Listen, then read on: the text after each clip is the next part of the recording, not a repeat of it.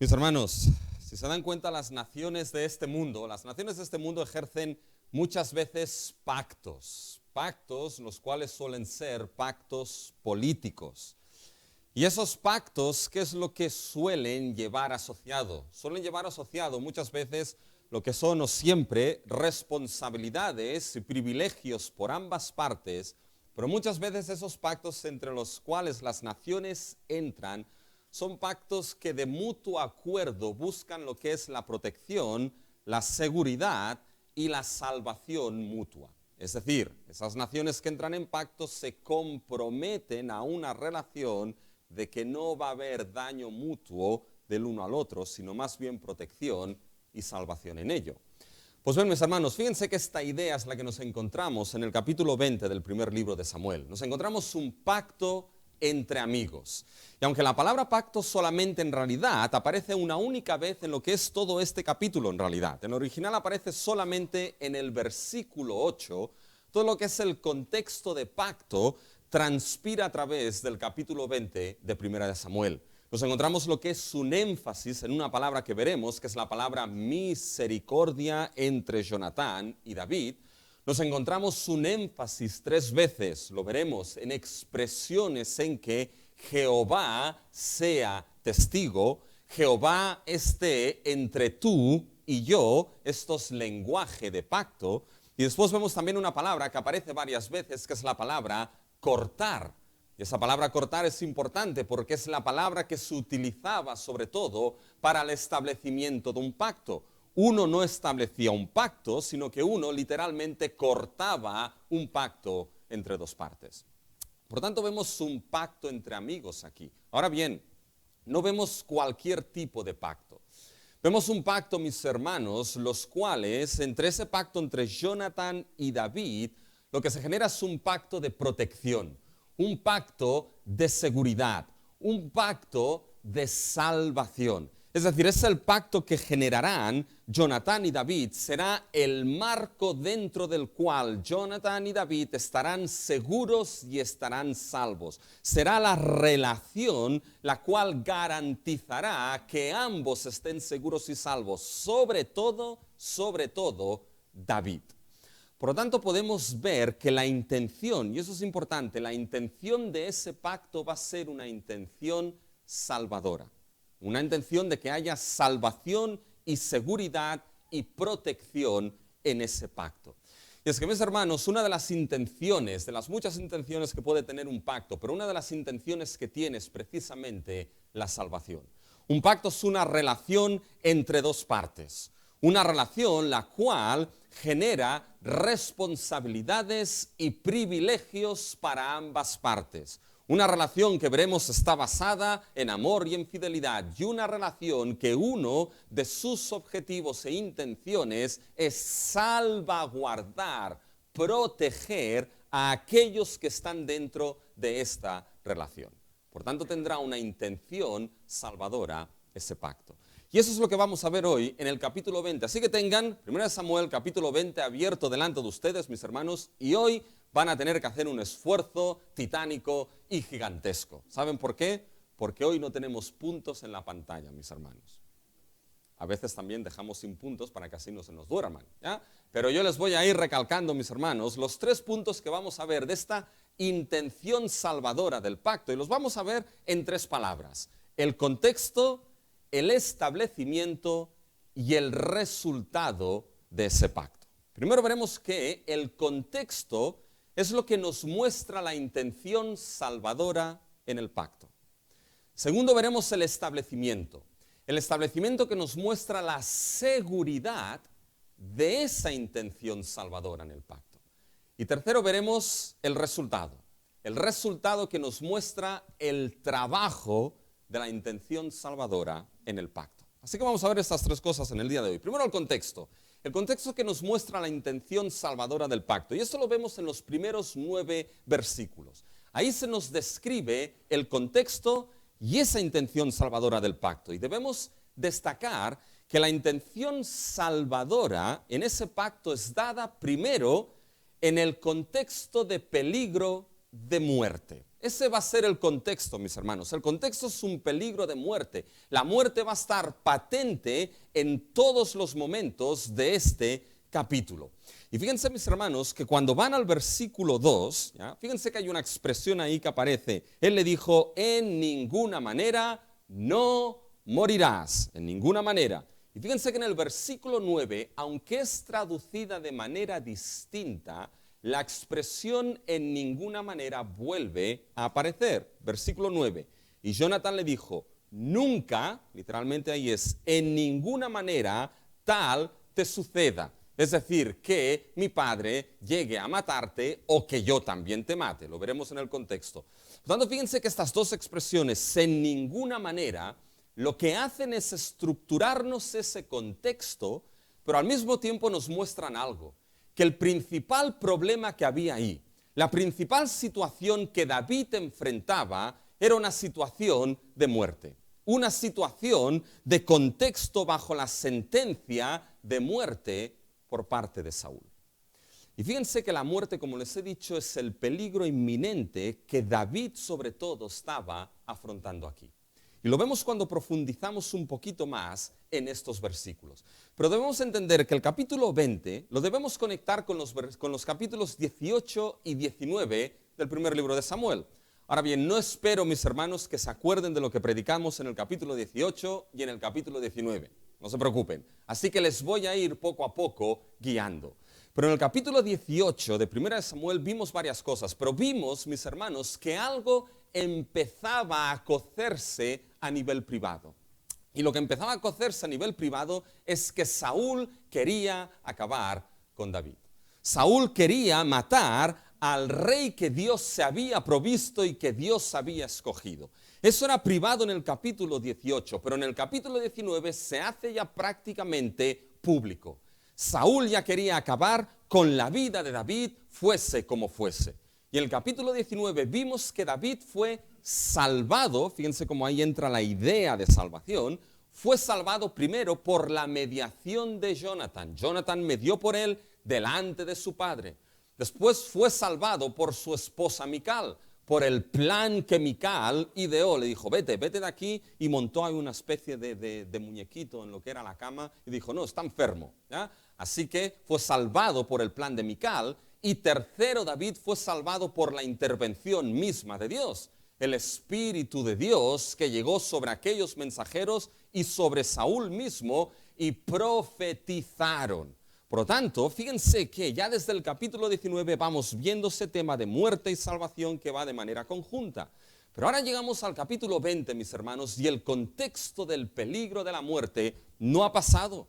La muerte sigue siendo una realidad para David. Y fíjense en el capítulo 1, él se pregunta, fíjense, baja desde Naiot en Ramá y se encuentra con Jonathan. Versículo 1, después David huyó de Naiot en Ramá y vino delante de Jonathan y dijo, ¿qué he hecho?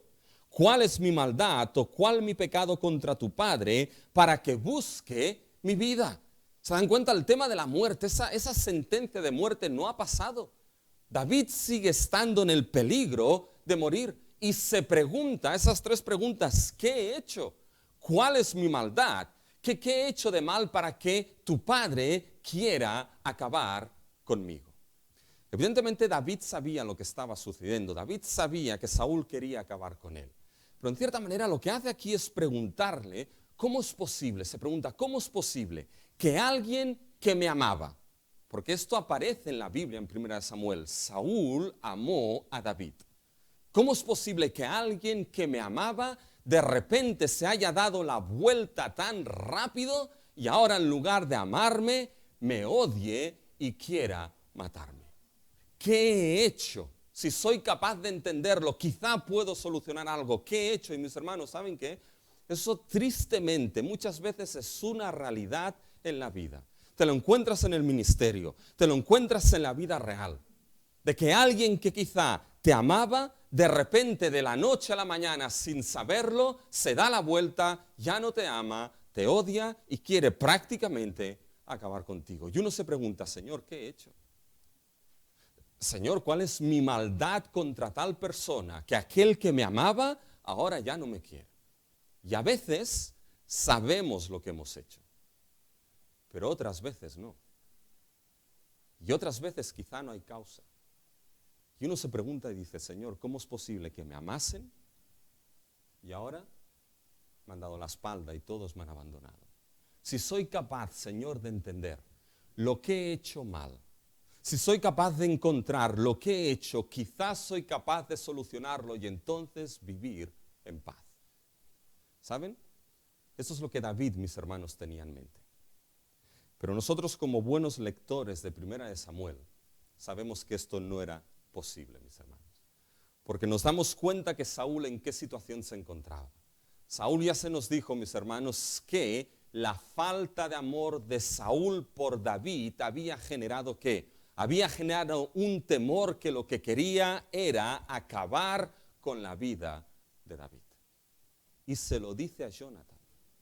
¿Por qué esto es así? Jonathan era un tanto ingenuo aquí. Porque ¿qué es lo que Jonathan le dice? Fíjense el versículo 2. Él le dijo, en ninguna manera no morirás. He aquí que mi padre ninguna cosa hará grande ni pequeña que no me la descubra. ¿Por qué pues me ha de encubrir mi padre este asunto? No será así. Era un tanto ingenuo Jonathan aquí. Porque no sé si conocía bien a su padre. Quizás había olvidado de que su padre lo quería matar. ¿Por qué? Porque había comido un poquito de miel. ¿Se acuerdan? Y quería acabar con su vida. Pero aquí Jonathan va a decir, no, mi padre no me va a encubrir esto. Si quiere hacer esto, no me lo encubrirá, no lo guardará, no morirás. Y David lo baja de pies en el suelo. Qué importante, mis hermanos, es tocar de pies en el suelo muchas veces. Y David le hace ver dos cosas a Jonathan. Fíjense la primera, mis hermanos, en el versículo 3. Y David volvió a jurar diciendo, fíjense, tu padre sabe claramente, aquí es enfático David, dices que tu padre sabe por seguro, 100% lo sabe, que yo he hallado gracia delante de tus ojos. Dices que Jonathan, tu padre, tiene clarísimo, lo sabe 100% de que ha hallado gracia, ha hallado favor delante de ti. Digo, ¿y entonces cómo va a actuar tu padre? Va a decir, bueno, no sea que Jonathan lo sepa lo que quiero hacer y entonces se entristezca. David le está diciendo es que tu padre, como sabe que ha hallado gracia delante de ti, ¿sabe lo que va a hacer? Va a ir por la puerta de atrás. Es decir, que sepa que yo he hallado favor en tus ojos. Esto no juega a mi favor, Jonathan. Todo lo contrario. Esto incrementa lo que es el riesgo de muerte en mi vida. Porque ni tú vas a ser un freno para que tu padre actúe así conmigo. Va a ir por la puerta de atrás sin decir nada para acabar conmigo. A raíz de esto es que debes saber una segunda cosa, Jonathan. Fíjense cómo termina el versículo 3. No sepa esto, Jonathan, para que no se entristezca, y ciertamente vive Jehová y vive tu alma, que apenas, fíjense lo que dice aquí David, apenas hay un paso entre mí y la muerte. ¿Qué es lo que está diciendo David aquí, mis hermanos? David está diciendo algo clarísimo, apenas hay un paso entre mí y la muerte. David está diciendo, es que estoy a esto que mi vida acabe, a esto de que mi vida deje de ser. Estoy a un paso, Jonathan. Ahora, pregúntense lo siguiente. En esta situación, ¿cuál era entonces la garantía o el lugar que David podía encontrar para que esas palabras de Jonathan, en ninguna manera, no morirás? ¿Qué lugar era este donde esas palabras pudiesen cumplirse en la vida de David? ¿Cuál era la seguridad y el lugar y el santuario donde David podía estar de que verdaderamente estaría protegido, guardado y la muerte no le alcanzaría? ¿Saben cuál era este lugar, mis hermanos? Sigan leyendo.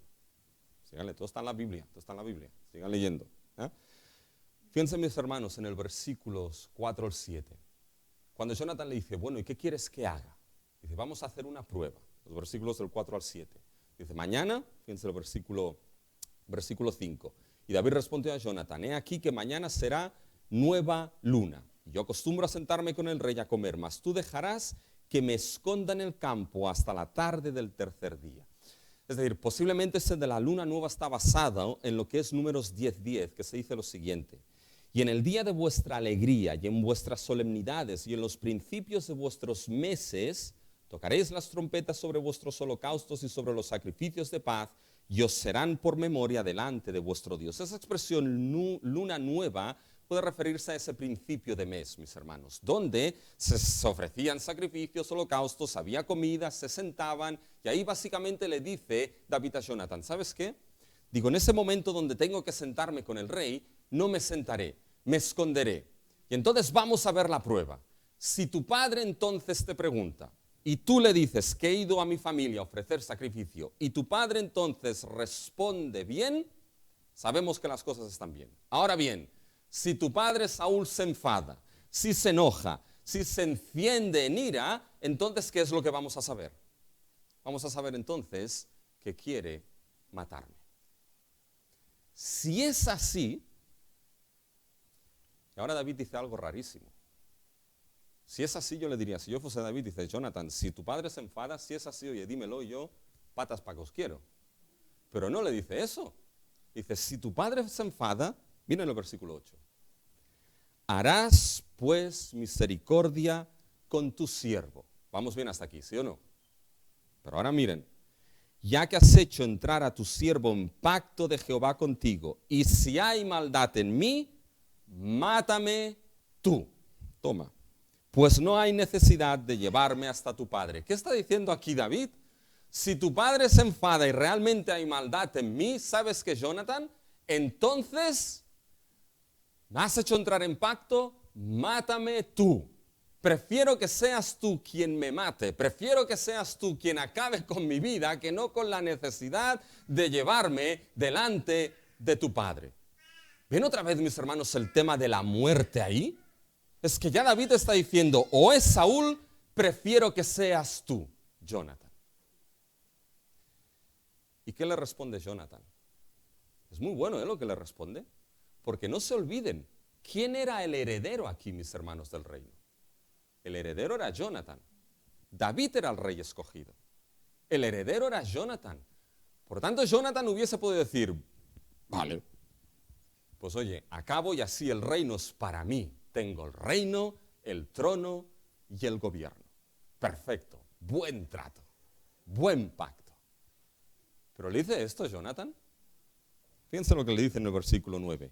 Y Jonathan le dijo, nunca tal cosa suceda. Es decir, Jonathan le está diciendo, es que quítate de la cabeza, David, de que vaya a acabar con tu vida.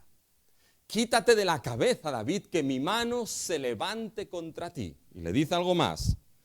Dice, antes bien, si yo supiera que mi padre ha determinado maldad contra ti, no te lo avisaría yo. Dice, y quítate de la cabeza que si mi padre quiere algo mal contra ti, yo no te lo diga, yo no te avise. Por tanto, Jonathan le está diciendo, es que David, vas a tener seguridad, aunque yo sea el heredero, sea lo que sea, vas a estar seguro y salvo frente a ese temor de la muerte. ¿Por qué Jonathan podía actuar así y decirle esto? ¿Saben por qué? Por lo que dice en el versículo 8. Harás pues misericordia con tu siervo, y fíjense, ya que has hecho entrar a tu siervo en pacto de Jehová contigo. La razón, mis hermanos, por la cual Jonathan actúa así, y le dice, esto no va a acontecer en tu vida, es porque había un pacto que esos dos hombres realizaron entre sí. Un pacto de Jehová. Por tanto, fíjense, mis hermanos, que aquí lo principal es que es un pacto, lo veremos, delante de los ojos de Dios. ¿Cuál es ese pacto? Vayan al capítulo 18. Fíjense los primeros 3 versículos del capítulo 18. Dice, aconteció que cuando él hubo acabado de hablar con Saúl, el alma de Jonathan quedó ligada con la de David, y lo amó Jonathan como a sí mismo. Y Saúl le tomó aquel día y no le dejó volver a casa de su padre. E hicieron pacto Jonathan y David, porque él le amaba como a sí mismo. ¿Se dan cuenta? Ese pacto es en el capítulo 18, y ahora en el capítulo 20, ¿qué sucede, mis hermanos? Vemos cómo ese pacto se pone en marcha. Por tanto, aquellos que interpretan que ese amor entre David y Jonathan era un amor, mis hermanos, de dos hombres y un amor homosexual, no saben lo que están leyendo, mis hermanos. Porque era una amistad de pacto. Qué importante es tener amigos de pacto, mis hermanos. Era una amistad de pacto, la cual ahora en el capítulo 20 se desarrolla y se ve que esa intención de ese pacto era protegerse mutuamente. Y era, mis hermanos, que David encontrase ahora frente al peligro de la muerte, encontrase ¿qué? Encontrase refugio, encontrase protección, encontrase salvación. Nada de esto, David, te suceda. ¿Y saben lo que nos enseña, mis hermanos? Que el único lugar frente a la realidad de la muerte, frente al contexto de la muerte, frente a esas situaciones, mis hermanos, que quizá en nuestra vida pueden parecernos que nuestra vida se acaba y estamos a un paso de la muerte, mis hermanos, el único lugar, la única relación, el único marco donde hallar seguridad, donde hallar protección, donde hallar salvación es en la relación del pacto que nuestro Dios ha establecido con los suyos. Y esa relación, mis hermanos, vamos a ver que es el único pacto que se encuentra en nuestro Señor Jesucristo. Porque el contexto de la muerte no es lo único que muestra esta intención salvadora. Esa intención salvadora se muestra también en el contexto de un amor leal, mis hermanos. Fíjense lo glorioso, fíjense lo que le dice David en el versículo 8. Harás pues misericordia con tu siervo. Fíjense, 2 veces se describe David como siervo. Harás misericordia con tu siervo. Y 2 veces lo menciona. David era el rey escogido. Pero aquí fíjense que él es el siervo de Jonatán, mis hermanos. Es que en aquel tiempo había varios tipos de pacto. Unos, que los pactos lo que hacían eran proteger al menor por parte del mayor, u otros pactos que garantizaban los privilegios del mayor. Aquí David es el menor y le dice al mayor, que es el heredero, Jonatán, el heredero del reino, haz misericordia conmigo. Bien, esa palabra misericordia, ahora les tendría que hacer un examen. Para todos aquellos que quizás no están escuchando, a veces cuando digo la palabra examen todos, a ver. Hay otros que pasan, ¿ya? Pero en fin, fíjense, mis hermanos, que el tema de misericordia aquí, ¿qué es? Acuérdense que la palabra misericordia aquí es en realidad la palabra amor, amor leal, porque eso es en lo que se basan los pactos, mis hermanos. No se basan en beneficios como los contratos, lo hemos dicho más de una vez, se basan en la esencia de ¿qué? De amor, de misericordia. Es como el matrimonio, mis hermanos. El matrimonio es un pacto y se basa o debería basarse en amor, mis hermanos, y en fidelidad el uno con el otro. Fíjense que cuando aquí básicamente David le está pidiendo en el versículo 8, harás pues misericordia con tu siervo, ya que has hecho entrar a tu siervo en pacto de Jehová contigo, mis hermanos. En pacto de Jehová. Es curioso esto. Es decir, en pacto de Jehová, en pacto que en realidad le pertenece a Jehová, en pacto de Dios. Por lo tanto, cuando David le dice, harás pues misericordia con tu siervo, lo que está pidiendo es que la misericordia que sea ejercida en su vida sea la misericordia misma de Dios. Fíjense el versículo 14, mis hermanos, lo veremos más adelante, pero fíjense en el versículo 14. Y si yo viviere, harás conmigo misericordia de ¿quién? Misericordia de Jehová para que no muera. ¿Se dan cuenta, mis hermanos? La misericordia que está pidiendo aquí David en ese pacto que Jonatán entró con él, mis hermanos, en ese pacto de Jehová, es esa misericordia divina que es la base, mis hermanos, sobre la que se sustenta cualquier salvación en la vida. Mis hermanos, la salvación no se sustenta, ni se basa, ni se da en el contexto de obligación. en el contexto de ser forzado, mis hermanos. Dios no tenía ninguna obligación de salvar a nadie y entrar en pacto. Dios no estaba forzado a ejercer la salvación y montar un pacto en Cristo para salvar a aquellos que había llevado en ese pacto. La salvación nunca se sustenta en obligación y siempre se basa en el contexto del amor y la misericordia eterna de nuestro Dios. Y porque su misericordia es nueva cada mañana, es que no somos consumidos, mis hermanos. Israel lo tenía muy claro esto. Israel, mis hermanos, cuando acabó pecando con el becerro de oro y con otros dioses ahí que salieron y se montaron, mis hermanos, en el capítulo 34 Dios le dice a Moisés: ve, voy a enviar mi ángel, pero yo no voy a ir contigo. Y Moisés le dice: es que si no vas con nosotros, mejor no nos saques de aquí. Y en parte añadió: bueno, y enséñame tu gloria, ya de paso, puestos a pedir y se os dará, ¿no? Entonces, básicamente dice esto. Y entonces Dios le dice: bueno, te voy a esconder y voy a pasar delante de ti, voy a proclamar mi nombre, voy a proclamar quién soy yo. ¿Y qué es lo que proclama Dios? Fíjense en Éxodo 34, mis hermanos, versículo 6. Y pasando Jehová por delante de él, proclamó: Jehová, Jehová, fuerte, misericordioso. Esa palabra es la palabra misericordia aquí, real. Ahora fíjense, y piadoso, esta es la palabra gracia, clemente. Tardo para la ira, y ahora viene la palabra que utiliza también David. Y grande en misericordia, literalmente grande en amor fiel. Grande en misericordia y verdad.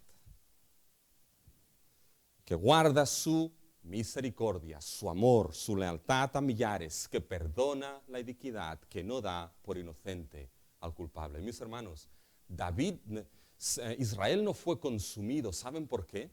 Porque Dios es grande en misericordia.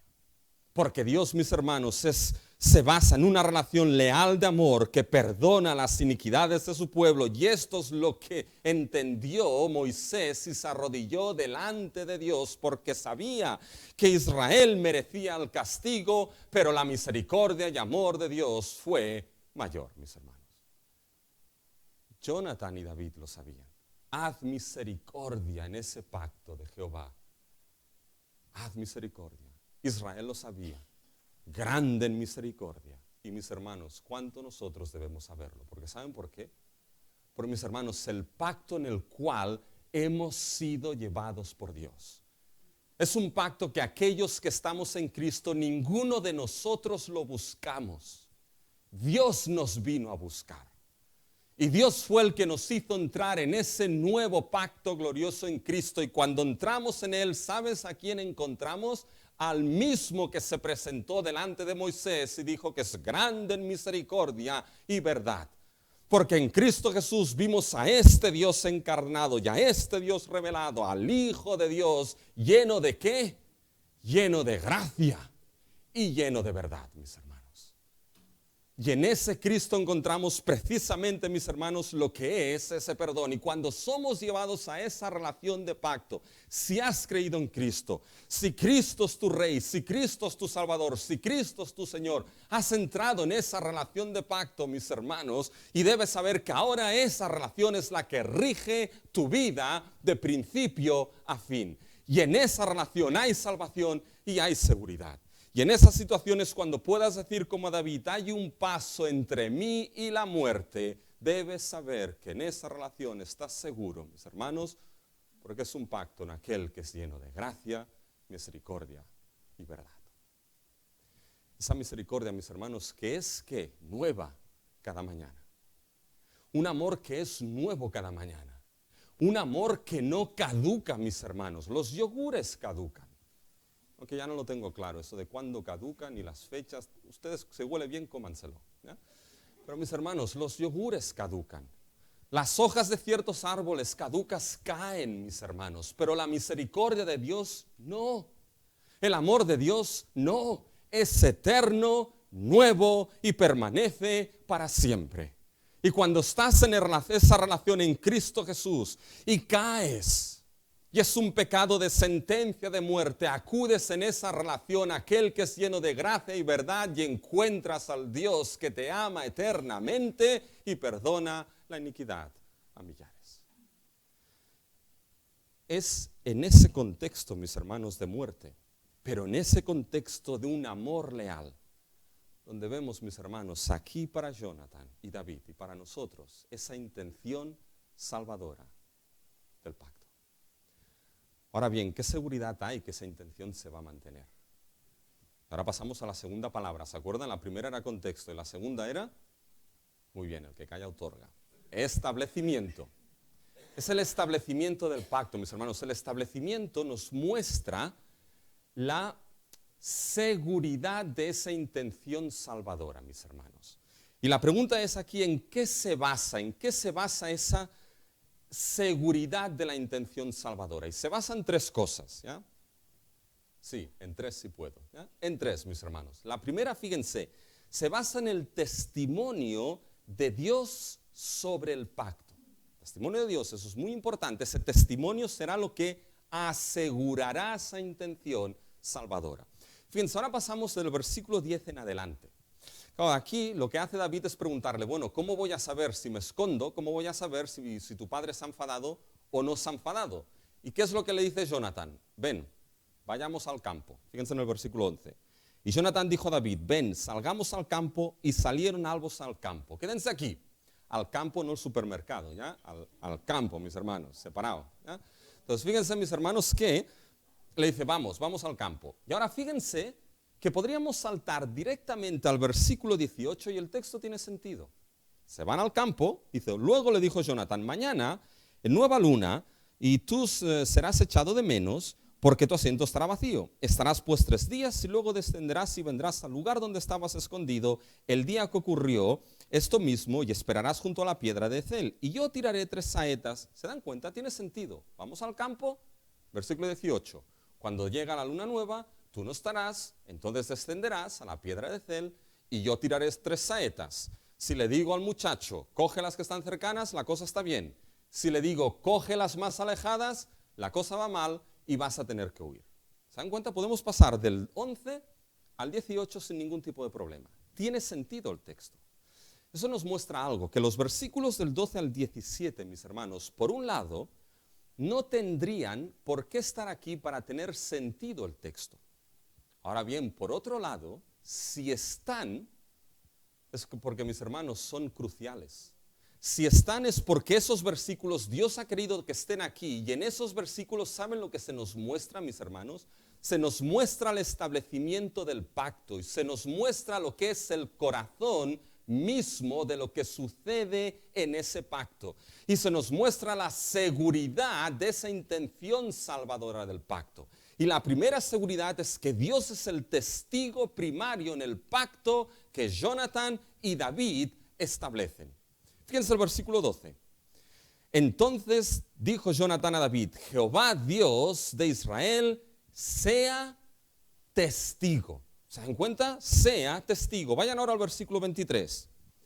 En cuanto al asunto de que tú y yo hemos hablado, lo del pacto, esté Jehová entre nosotros dos para siempre. ¿Se dan cuenta? Todo el establecimiento del pacto está encerrado, mis hermanos, en la realidad de que Dios sea el testigo de ese pacto. De que Dios esté entre Jonathan y David en ese pacto.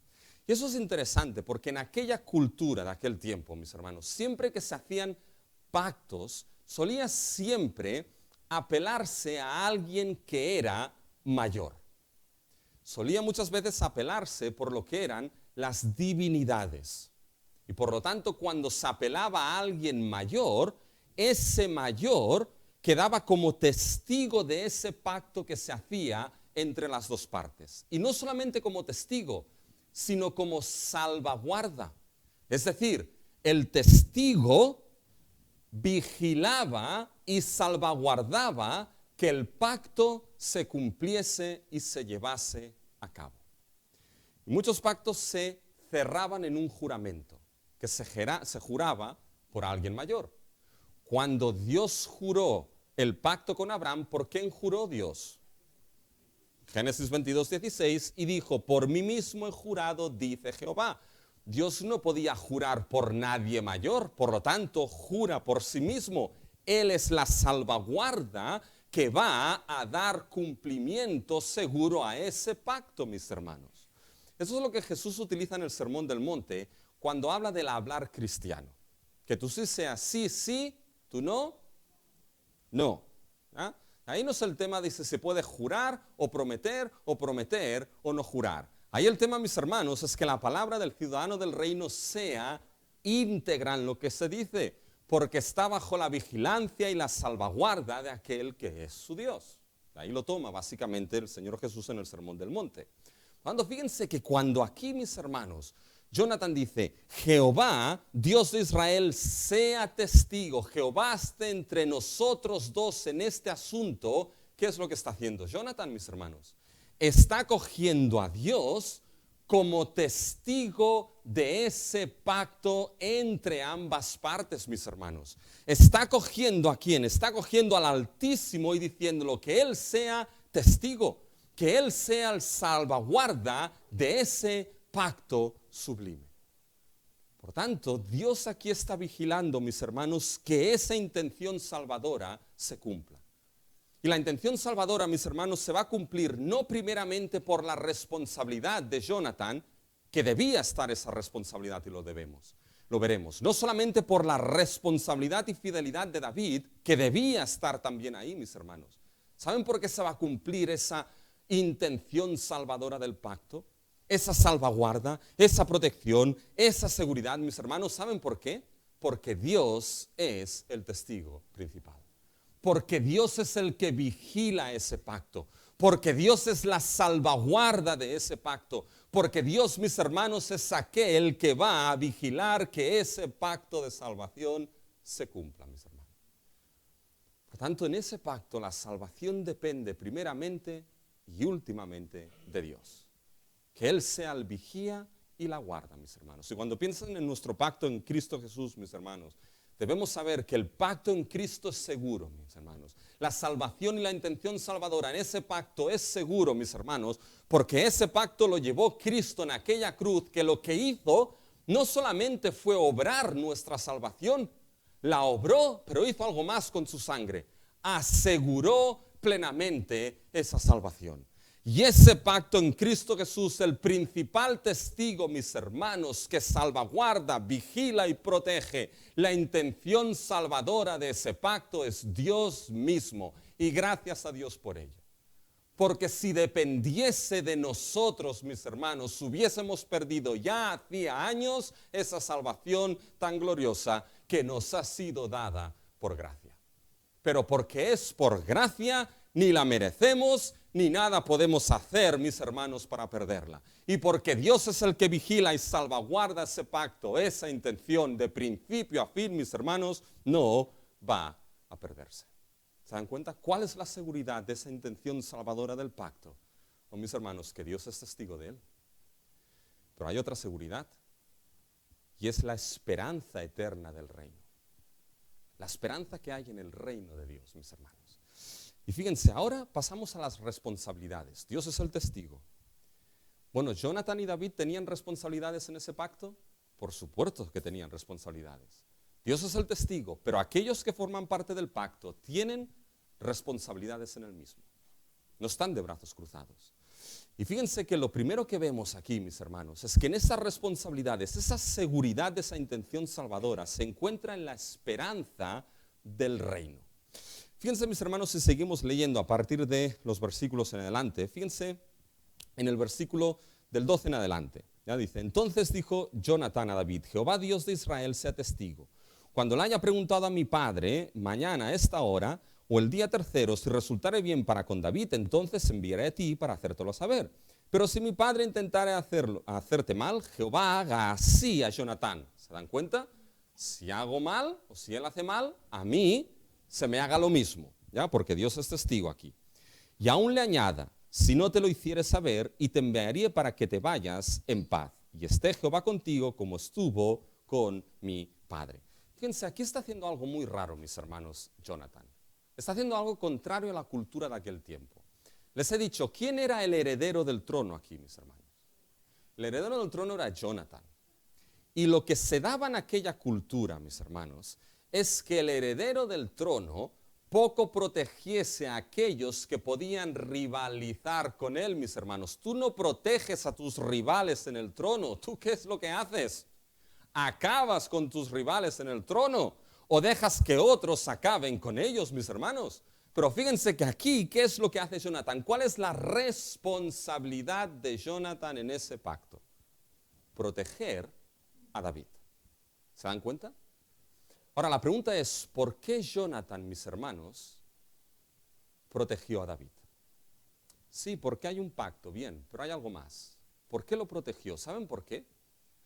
Porque Jonatán, mis hermanos, por fe, vio la esperanza de ese reino en David. Jonatán vio, mis hermanos, toda su esperanza y salvación en ese reino de David. Y aquí hay tres cosas que quiero que pongan juntas. ¿Saben cómo va a actuar ahora Jonatán? Es lo siguiente. Jonatán va a ser responsable en ese pacto, responsable. ¿Por qué? Porque Jonatán va a tener esperanza en ese reino de David, porque entiende que en ese reino se encuentra su salvación. ¿Lo tienen claro? Repito, Jonatán va a ser responsable en el presente, en ese pacto. ¿Por qué? Porque tiene la esperanza en ese reino de David y en ese reino se encuentra su salvación. Y eso es lo que hace que sea responsable en ese pacto en el presente. ¿Quieren verlo? Déjenme que se lo muestre. Fíjense, lo que hace aquí Jonatán es salvaguardar a David. Le digo, lo salvaguarda y lo protege, ¿por qué? Porque por fe ve ese reino en David. Y es la segunda vez que Jonatán hace eso. ¿Se recuerdan en el capítulo 18? ¿Se acuerdan que Jonatán le dio su ropa? Capítulo 18, versículo 4. Su ropa, su espada, su escudo. Y dijimos, esto es importante. Porque esto demuestra, mis hermanos, que esa ropa, ese escudo, esa espada de Jonatán eran del heredero. Y cuando se los da a David, ¿qué es lo que está reconociendo Jonatán? Está reconociendo que aquí el rey legítimo no es él, sino que el rey legítimo y el reino legítimo es el de David. Aquí hace lo mismo. Cuando Jonatán en pacto es responsable en salvaguardar, salvar y proteger a David, por fe está reconociendo que el reino legítimo es el reino de David, que el rey no será él, sino que el rey será David, mis hermanos. Y que en ese reino entonces se encuentra su salvación y su seguridad. Fíjense en el versículo, mis hermanos, un poquito más adelante, los versículos 14 y 15, cuando entramos en la responsabilidad de David. Fíjense lo que le pide Jonatán a David. Y si yo viviere, harás conmigo misericordia de Jehová para que no muera, y no apartarás tu misericordia de mi casa para siempre. ¿Se dan cuenta lo que Jonatán le está pidiendo? Fíjense, si yo viviera, harás conmigo misericordia de Jehová para que no muera, y no apartarás tu misericordia. Es decir, guárdame. ¿Cuándo? Fíjense, cuando Jehová haya cortado uno por uno los enemigos de David de la tierra. No dejes que el nombre de Jonatán sea quitado de la casa de David. Escuchen bien lo que ha dicho Jonatán. Escuchen, por favor. No lo dejen pasar. Esto es glorioso. No dejen pasar nada de la Biblia. Cuando Jehová haya cortado uno por uno los enemigos de David de la tierra. ¿Qué es lo que ve aquí Jonatán, mis hermanos? Ve que llegará el día. Que llegará el día en que Dios cortará a los enemigos de David de la tierra. Y cuando eso suceda, el reino de David, mis hermanos, será un reino de descanso de esos enemigos, de descanso y de paz. Por fe ve ese día en que David reinará plenamente sin enemigos, porque Dios los habrá cortado, dice, y en ese día de ese reino glorioso, en ese día no dejes que mi nombre sea quitada de tu casa, David. Porque en ese reino está mi salvación y mi esperanza. ¿Saben lo que es esto? Esto es lo que Dios le dijo a Abraham. Esto, mis hermanos, es lo que Dios le dijo a Abraham: daré descanso de tus enemigos. Eso, mis hermanos, es lo que Dios estableció en la creación misma. de que el ser humano viviese, mis hermanos, en un Edén de paz, sin enemigo alguno. ¿Saben lo que vio aquí, mis hermanos, Jonathan? Jonathan vio ese momento en el reino de David. Ahí está mi esperanza, ahí está mi salvación. Cuando esto llegue, que no sea quitado mi nombre de esta tierra, que no sea borrado, pero mientras tanto, en base a esa esperanza, ¿qué hago yo, Jonathan? Soy responsable en el presente, en ese pacto. ¿Saben lo que nos enseña Jonathan aquí, mis hermanos? Nos enseña lo que es la prioridad, primeramente, de buscar el reino de Dios y su justicia. Mis hermanos, gracias a esa protección, David fue protegido y Dios entró en pacto. Pero fíjense, mis hermanos, que algo que vemos de manera vital aquí es que de manera última, mis hermanos, eso de cortar a los enemigos de David de la tierra, eso no se dio en David. ¿Saben en quién se dio esto, mis hermanos? Esto se dio en el gran y último David, que es nuestro Señor Jesucristo. Mis hermanos, es en Cristo Jesús que Dios ha cortado de la tierra a nuestros enemigos. Y lo hizo, mis hermanos, a gran coste en aquella cruz. Cuando Cristo fue llevado en aquella cruz, nunca te olvides de esto. Lo que cargó allí no fue su infidelidad, fue nuestra infidelidad. Fue mi pecado, tu pecado, el que cargó en aquella cruz. Un enemigo que te hiere de muerte eterna. Un enemigo que te hunde eternamente en la segunda muerte, de la cual no hay escape alguno. Y ahí en la cruz, cuando Cristo derramó su sangre, ese enemigo, mis hermanos, cortado por la gracia de Dios en Cristo Jesús. Y ese Satanás, mis hermanos, que lleva coleteando desde Génesis 3, vencido en aquella cruz. Y la muerte, mis hermanos, el peligro de muerte, la muerte que nosotros debíamos morir como consecuencia y juicio de nuestro pecado, Cristo la murió en aquella cruz. Y los enemigos fueron puestos debajo de los pies de Cristo. Y llegará el día, mis hermanos, cuando Cristo venga y suene la trompeta y los santos resuciten, que en ese día finalmente el último enemigo será puesto bajo los pies de Cristo. Y en ese día, fíjense, mis hermanos, lo que Pablo dice en 1 Corintios 15, 24. Cuando eso suceda, luego el fin, cuando entregue el reino al Dios y Padre, cuando haya suprimido todo dominio, toda autoridad y toda potencia. El día que la muerte sea puesta debajo finalmente de los pies de Cristo, Cristo dará el reino a su Padre. ¿Y quieres que te diga algo? Ahí está nuestra esperanza. Ahí está nuestra salvación. Porque aun y cuando el riesgo y peligro de la muerte siga siendo una realidad en nuestra vida y en tu vida, debes saber algo.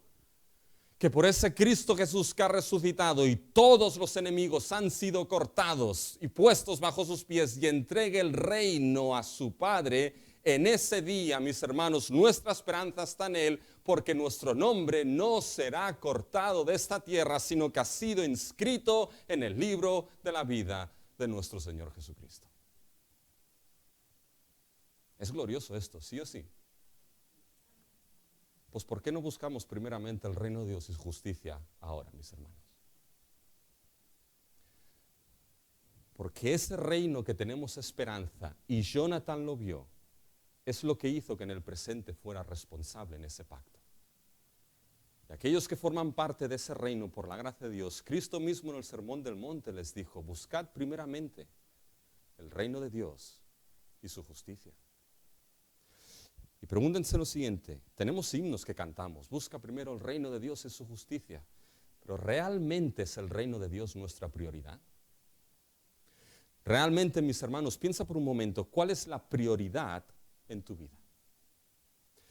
¿Realmente es primeramente el reino y sus valores o dejas los asuntos del reino a un lado hasta que tus asuntos son cumplidos y llevados a cabo? Dejas primeramente los valores del reino a un lado hasta que tus valores e ideas son primeramente satisfechas. ¿Y cómo buscamos primeramente ese reino? Bueno, lean el Sermón del Monte. Vengan a la escuela dominical. Este es el anuncio de hoy, mis hermanos. ¿Cómo está su habla? ¿Cómo está su amor hacia los enemigos? ¿Cómo está la consideración de sus hermanos? ¿Cómo está el sed perfectos como vuestro Padre que está en los cielos es perfecto? Mis hermanos, esa esperanza que tenemos en el reino, de que nuestro nombre no será cortado en ese reino por la gracia de Dios en Cristo, debe generar en nuestro presente que el reino sea una prioridad preeminente en nuestra vida, mis hermanos. Pero en ese reino tenemos esta esperanza, esa seguridad de salvación. Y lo último de este segundo punto, pero en 5 acabo, no se preocupen, es que esa seguridad se basa también en el amor de Dios a través de su Rey. Fíjense, mis hermanos, ahora pasamos a la responsabilidad de David. Y fíjense que Jonatán le pide a David lo siguiente. Fíjense en el versículo 14.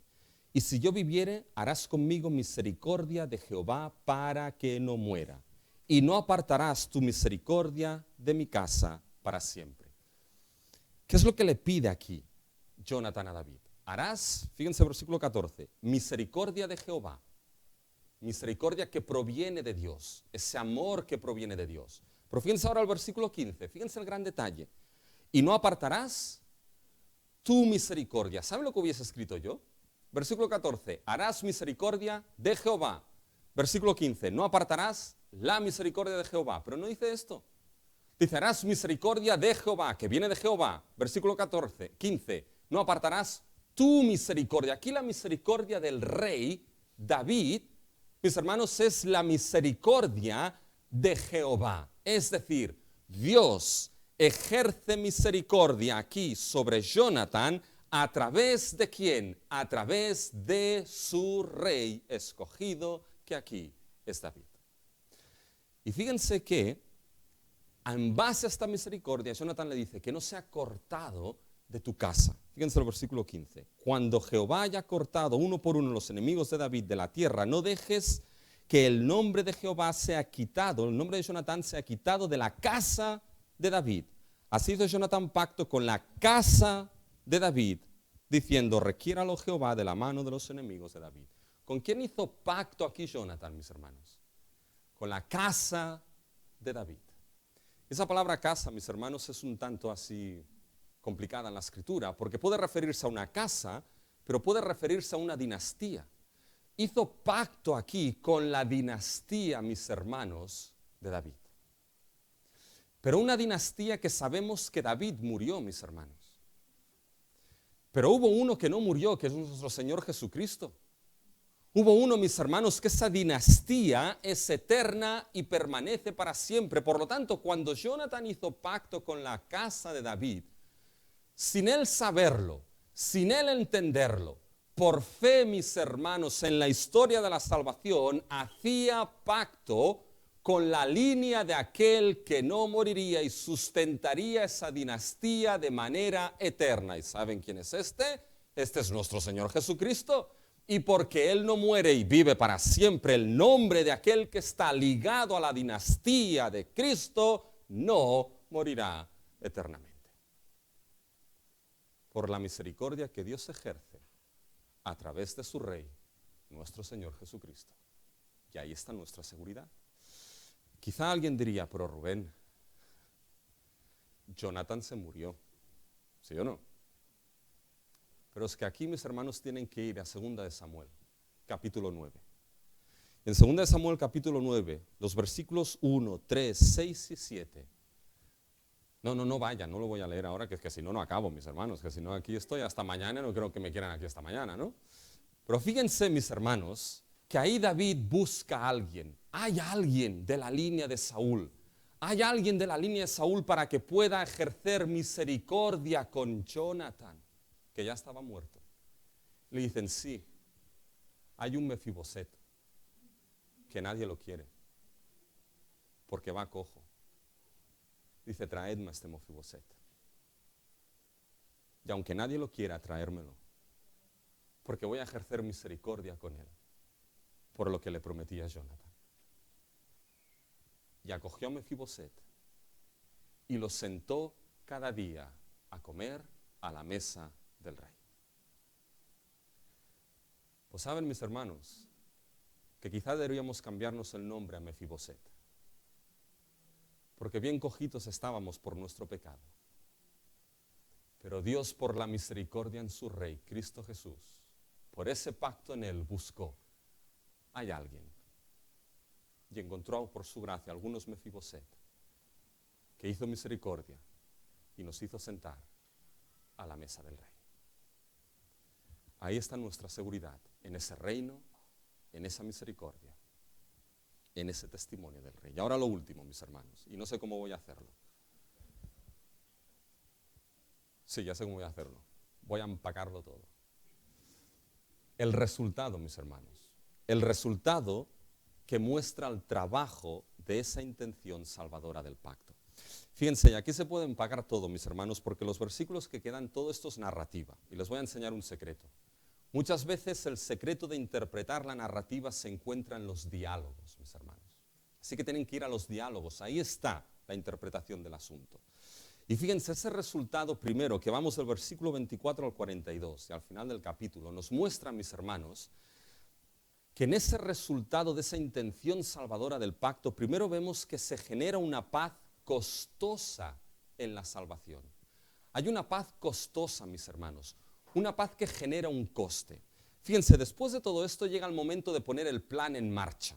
Dice, bueno, llegan, se sientan a comer, se nos describe. Saúl se sienta a la pared. ¿Saben por qué se sienta pegado a la pared? Para que no venga alguien detrás y acabe con el rey. Entonces se sienta a la pared, se sienta Abner en un lado, se sienta Jonathan en otro y dice, bueno, ¿y dónde está David? David no está. Quizás que tiene que purificarse, no pasa nada. Segundo día, oye, ¿dónde está David? Y entonces va Jonathan y le cuenta el cuento. Entonces le añade más, dice, no, es que ha ido a su casa, que tiene que ofrecer sacrificio, pim, pim, pim. Y ahí está la tensión del texto. ¿Qué sucederá con Saúl, mis hermanos? ¿Y saben lo que sucede con Saúl? Por lo que todos esperábamos, que el hombre, mis hermanos, se lo ponen los monos en la cabeza. Y se le enciende la ira, mis hermanos. Fíjense el versículo 30. Entonces se encendió la ira de Saúl contra Jonatán y dijo, hijo de la perversa y rebelde, ¿acaso no sé yo que tú has elegido al hijo de Isaí? Ya no le dice ni David, ¿ya? Al hijo de Isaí para confusión tuya y para confusión de la vergüenza de tu madre. Dice, tráemelo, que voy a acabar con él. Y cuando Jonatán le dice, ¿pero qué ha hecho para que muera? ¿Qué hace Saúl? Coge una lanza y intenta hacer lo mismo que hizo con David, matar a su hijo. Bueno, creo que la cosa está clara lo que tenían que hacer, ¿no? Aquí, Jonatán y David, se va al campo, no a comprar, se va al campo, coge al muchacho, tira las saetas y le dice al muchacho, ve a las que están más allá y tráemelas. Y lo dice alto, ¿no han ido más allá? ¿Por qué? Porque estaba ahí David escondido, a ver qué es lo que pasa. ¿Ya? Y David se da cuenta. Y entonces fíjense los versículos 41 y 42. Y luego que el muchacho se hubo ido, se levantó David del lado del sur y se inclinó 3 veces postrándose hasta tierra y besándose el uno al otro, lloraron el uno con el otro y David lloró más. Y Jonatán dijo a David, vete en paz porque ambos hemos jurado que en el nombre de Jehová, diciendo, Jehová esté entre tú y yo, entre tu descendencia y mi descendencia para siempre. Y él se levantó y se fue y Jonatán entró en la ciudad. Si esto lo ponen en una película, mis hermanos, es un final súper triste. Muy triste. Vete en paz. Pero esa paz fue costosa. Porque esos amigos en pacto se separaban. Y esa paz tuvo un coste en su vida. Y lloraron. Y David lloró más. Que es triste. El coste del reino, mis hermanos. Y saben que eso es lo mismo en nuestro pacto. Porque si se piensan que tenemos paz con Dios sin ningún coste, se equivocan. Porque esta mesa, mis hermanos, nos recuerda algo. Esta mesa nos recuerda, mis hermanos, que nuestra paz con Dios tuvo un gran coste. Justificados, pues, tenemos paz para con Dios, mis hermanos. Justificados, perdonados y declarados no culpables, tenemos paz para con Dios por medio de ¿quién? De nuestro Señor Jesucristo. Pero fue un gran coste. Dio su vida, vertió su sangre, mis hermanos. aquellos que éramos sus rivales, Dios hubiese podido decir, Cristo hubiese podido decir, Padre, quiero el trono que me pertenece sin ningún tipo de coste, y esos son rivales nuestros, ¿que no lo ves? Pero el amor de Dios es mayor, mis hermanos, que nuestros pecados, es mayor de lo que podemos imaginarnos, y Cristo pagó un gran coste para que nosotros tuviésemos paz con Dios. Pero ese coste también está en tu vida y en la mía. Porque si formas parte del reino, debes saber que ese reino tiene un coste en tu vida. Ya no puedes vivir de cualquier manera. Ya no son tus valores los que reinan. Ya no es tu reino el que reina. Es el reino de Cristo. ¿Por qué? Porque fíjense, es un alto coste, pero es un coste de paz eterna. Fíjense, mis hermanos, en el versículo 31. Porque todo el tiempo que el hijo de Isaí viviere sobre la tierra, ni tú estarás firme, ni tu reino. Oh, mis hermanos, me dan unas ganas de entrar en el texto, coger a Saúl, mis hermanos, de los hombros, zarandearlo así y decirle, pero que no te das cuenta de que es todo lo contrario. Mientras el hijo de Isaí viviere, ni tú estarás firme, ni tu reino. Y es para cogerle y decirle, pero que es todo lo contrario, que no lo ves. Mientras el hijo de Isaí viva, Jonathan estará firme, su reino estará firme, su descendencia estará firme. ¿Por qué? Porque vivirá en aquel que vive para siempre, el Hijo de Dios. Y mis hermanos, es en Cristo que resucitó, en el reino eterno de nuestro Señor Jesucristo, que estamos firmes y nos sustentamos. Todo lo que somos, todo lo que tenemos se encuentra en el reino de nuestro Señor Jesucristo. Y mientras Él viva sobre la tierra, mis hermanos, estamos seguros. Nuestro Señor Jesús vive para siempre porque resucitó. Así que tenemos una esperanza eterna y viva en aquel que es nuestro Rey. Pero no se equivoquen. Mientras el hijo de Isaí viviere sobre la tierra, ni tú estarás firme, ni tu reino. Una vez has sido llevado a un pacto con Cristo Jesús, porque Él vive, ni tú estás firme, ni tu reino. ¿Saben quién está firme en tu vida? Cristo. ¿Saben qué reino reina tu vida? El de Cristo. ¿Saben qué valores rigen tu vida? Los de Cristo. Gran gracia y gloria tenemos de haber sido llevados en pacto con nuestro Señor Jesucristo, seguros para siempre. Hermanos, hagamos de ese reino, por su gracia, prioridad en nosotros y en nuestra iglesia. Dios nos ayude en ello, mis hermanos.